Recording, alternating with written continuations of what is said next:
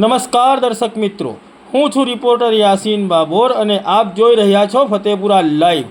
આજના મહત્વના સમાચારની વાત કરીએ તો સોશિયલ મીડિયામાં આદિવાસી સમાજની મા, બેન અને દીકરીઓ વિશે અતિશય અશ્લીલ ભાષાનો પ્રયોગ કરનાર ઈસમો વિરુદ્ધ કાયદેસરની કાર્યવાહી કરી કડકમાં કડક સજા આપવાની માંગ સાથે સંજેલી તાલુકા આદિવાસી સમાજ દ્વારા સંજેલી પોલીસ મથકના પીઆઈને લેખિત રજૂઆત કરાઈ। પ્રાપ્ત વિગતો અનુસાર મી વનરાજ ઠાકોર 305 અને આર.કે. ઠાકોર નામના સોશિયલ મીડિયાના ઇન્સ્ટાગ્રામ અને થ્રેડ આઈડી ઉપરથી આદિવાસી સમાજની મા, બહેન અને દીકરીઓ વિશે અતિશય અશ્લીલ ભાષાનો પ્રયોગ કરવામાં આવ્યો છે। આવા ઈસમો વિરુદ્ધ કડકમાં કડક કાયદાકીય કાર્યવાહી કરવામાં આવે તેવી સંજેલી તાલુકાના આદિવાસી પરિવાર દ્વારા માંગ ઉઠવા પામેલ છે।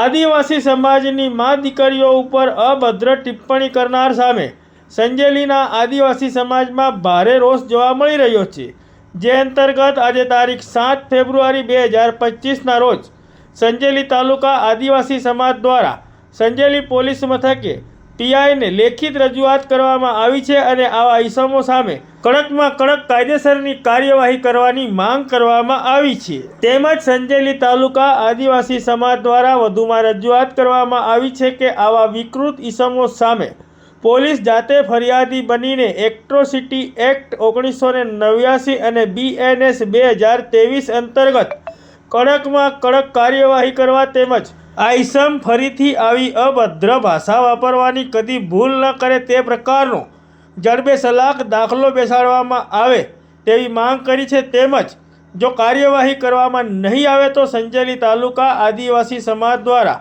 કાયદો અને વ્યવસ્થા હાથમાં લેવામાં આવશે તો તેની સંપૂર્ણ જવાબદારી તંત્રની રહેશે તેવી પણ તેઓએ ચીમકી ઉચ્ચારી છે। જય જોહાર। આજ રોજ સંજેલી તાલુકાએ પોલીસ સ્ટેશને આવી અને અમે એફઆઈઆર નોંધાવી છે અને સોશિયલ મીડિયાની અંદર વનરાજ ઠાકોર અને આર.કે. ઠાકોર દ્વારા જે આદિવાસી સમાજની બેન દીકરીઓ વિશે જે ગાળી ગલોચ કરવામાં આવ્યા છે, અભદ્ર શબ્દો ઉચ્ચારવામાં આવ્યા છે, એના વિરુદ્ધ અમે આજે ફરિયાદ નોંધાવી છે અને અમે પ્રશાસન તંત્ર અને સરકારશ્રીને કહેવા માંગીએ છીએ કે જો આ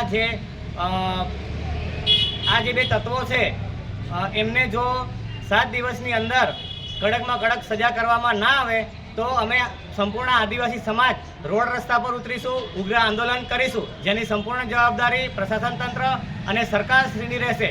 જય આદિવાસી, જય જોહાર। આપનું નામ? અલ્પેશ ચારેલ।